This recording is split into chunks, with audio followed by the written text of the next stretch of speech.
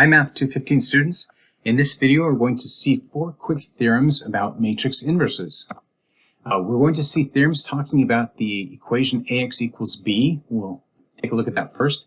And then we'll look at properties of taking inverses of different types of matrices. One thing we'll mention at the beginning here is that although the examples we'll see in the video all deal with 2 by 2 matrices, the theorems apply to matrices of any size that are invertible. So to dive right into that first, we're going to review a little bit what it takes to solve equations like this. We saw one of these at the very end of the last video, and we reminded you that if these were numbers instead of matrices, you would know exactly what to do. You would just multiply both sides of the equation by 2 because 2 is the multiplicative inverse of 1/2. And so we certainly can do that here. If we find that 9876 is invertible, then we can cancel that matrix on the left by using the inverse. So here is our calculation. To find the inverse, we check the determinant. The determinant turns out to be -2, so we'll use our formula for finding the inverse of a 2 by 2 matrix. We come to our result, and we're going to multiply both sides of the equation by 9876 inverse, or in other words, -3, 4, 7/2, -9/2. And as we do that, on the left-hand side, the cancellation will happen. We'll get the inverse times the matrix just produces the identity, and the identity times any vector is just the vector itself. On the right, we'll just do that matrix vector multiplication, and we'll match those numbers up, and we'll end up with 5 -11/2 as our vector x, our solution to this equation. Now, we mentioned in the last video that we actually already know how to solve these matrix vector equations, right? Our original way was to row reduce an augmented matrix. And so what we could do is see what happens if you go back to chapter 1 and do what we did there. For this video, and you may have noticed already, for videos in this chapter, we will often draw a vertical line separating the coefficient side from the right-hand side of our augmented matrix. To row reduce this, you know how to do this. We might scale the first row so the pivot position contains a 1. We'll clear out under that. We'll scale the next pivot position and then clear out above that. We end up with a final solution of 5 -11/2. Now, if you like, pause the video and check the details.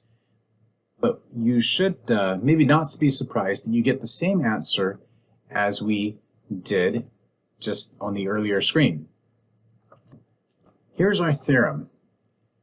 If A is an invertible n by n matrix, then for each vector b in our n, there is exactly one solution to the equation ax equals b, and that solution is A inverse b.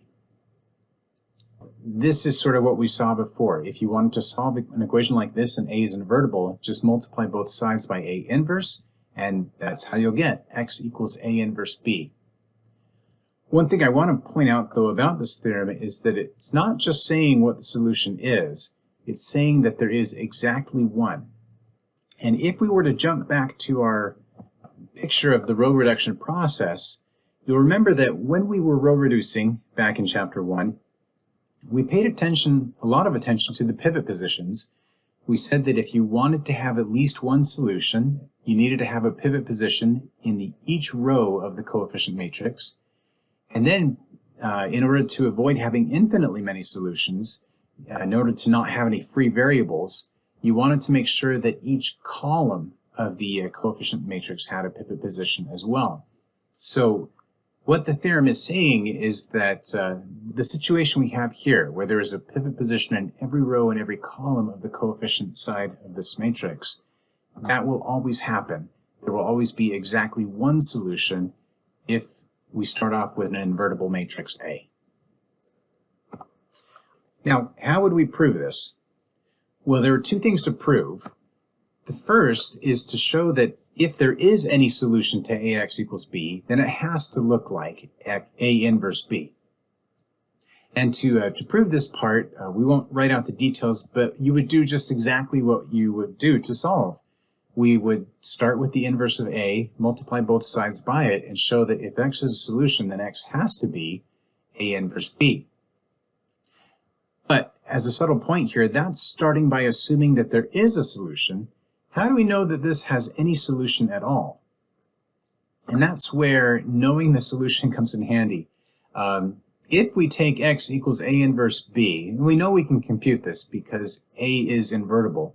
If we plug that into the original equation, we will see that it works.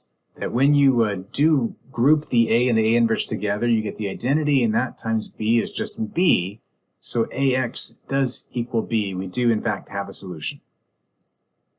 Okay, that was our first theorem. And before we leave it, I want to just point out that we actually saw a video back in Chapter 1 that talked about the situation where AX equals B had a solution, no matter what the right-hand side B looked like. We talked about pivot positions, and as we touch on it here, it might be worth taking another look at that video. It might tell you some interesting things about these invertible matrices. For the next 3 theorems, they're all going to have the same form. We're going to be talking about if A is invertible, or if both A and B are invertible, then so is something else. And so we'll talk about inverses of inverses, inverses of a product, and inverses of a transpose. And along the way, we'll fill in the right-hand sides of each of these rules. If you like, go ahead and venture a guess. What do you think the right-hand side should look like? And here we go. For the first theorem, we're talking about if A is an invertible matrix, then so is the inverse of A. A inverse would be invertible as well. And if you think about what the inverse of A inverse would have to be, let's jump back to an example from an earlier video. We said that this matrix times this matrix gives us the identity. The second matrix times the first matrix also gives the identity, and that's how we knew that 5, negative 3, 7/2, negative 2 was the inverse of negative 4, 6, negative 7, 10. However, if you wanted to find the inverse of 5, negative 3, 7/2, negative 2, these are exactly the equations you would use to verify that negative 4, 6, negative 7, 10 was the inverse. So in fact, the inverse of A inverse is just the matrix A itself, always. And that's the proof is just what we did. We know that A inverse equals the identity matrix, and A inverse A is the identity matrix because A inverse is supposed to be the inverse of A. But if we were to check what the inverse of A inverse is, these are exactly the equations we would look at to decide that A is the inverse.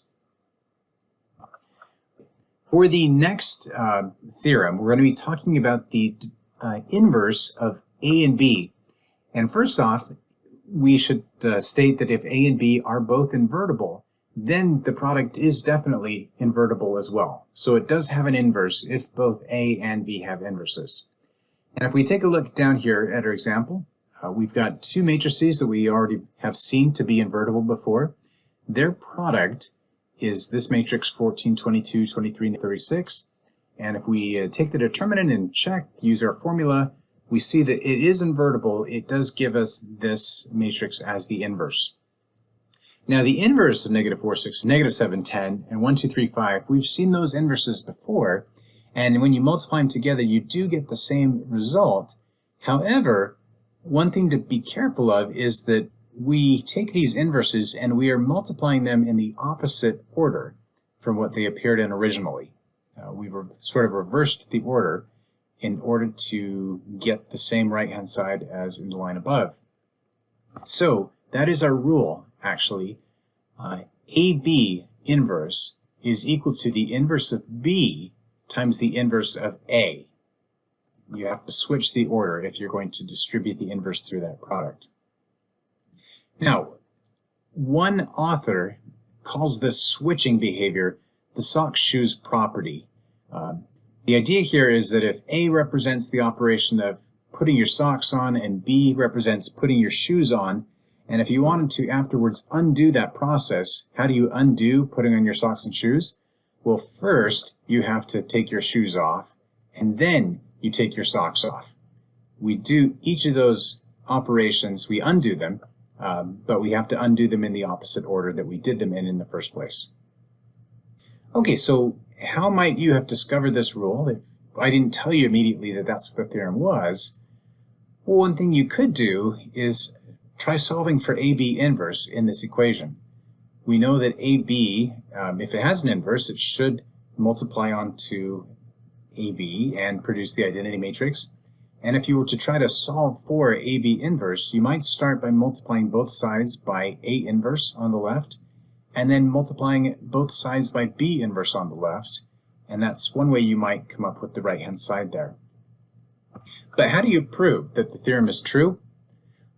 Well, if we have an idea of what the inverse should be, let's just check it. Let's just take AB and multiply by that right-hand side, and we'll see what happens, and we'll multiply this right-hand side by AB, and we'll see what happens.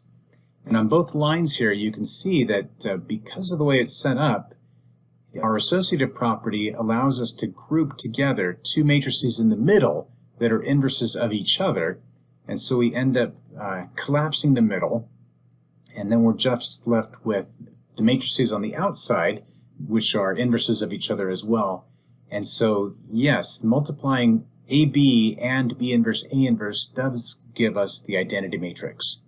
B inverse A inverse does work as the inverse of AB. Now, if you wanted to multiply more than two matrices and then take the inverse, you can. If you have, say, k invertible n by n matrices, we're guaranteed that when we multiply them all together, the result is also going to be an invertible matrix. And the inverse can be found by taking the inverses of each of the individual matrices, but reversing their order. To take the inverse of the beginning through the end, you take the inverse of each matrix from the end back to the beginning. The inverse of a product is the product of the inverses in reverse order.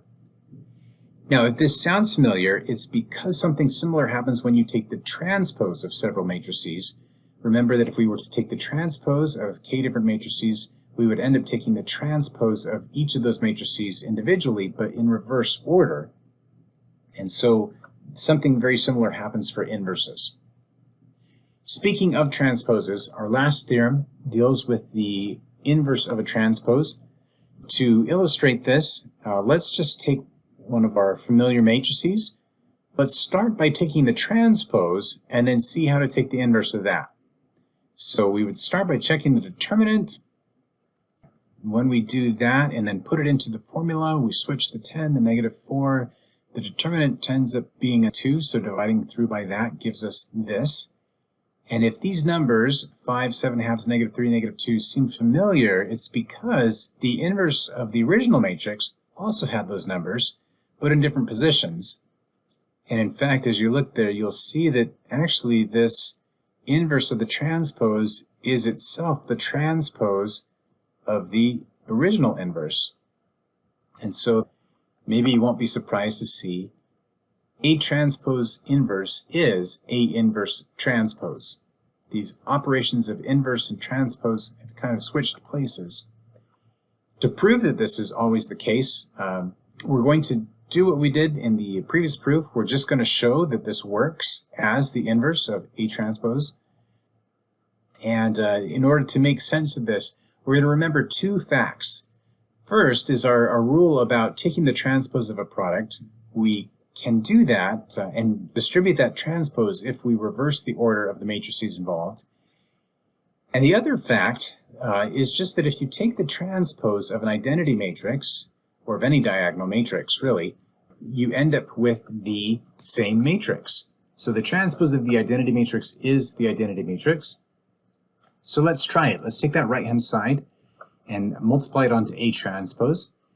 If you do that, you'll see here that because we're taking the transpose of two things, we can factor that transpose out, kind of, but the price we pay is that we have to switch the order of the matrices inside, but that's okay. We know what A inverse times A is. It's the identity, but then now we're going to take the transpose of the identity matrix, and that just becomes the identity. Now, if we were to switch the order, A inverse transpose times A transpose, we can do the same kind of thing. We'll factor this transpose out, and we'll switch the order of the matrices inside but together they form the identity matrix, and then the transpose of the identity matrix is the identity matrix. So A transpose has an inverse that is A inverse transpose. All right. Well, those were the 4 theorems we wanted to talk about today. Please take another look at these outcomes. If you have any questions, let me know, but I will see you in the next video.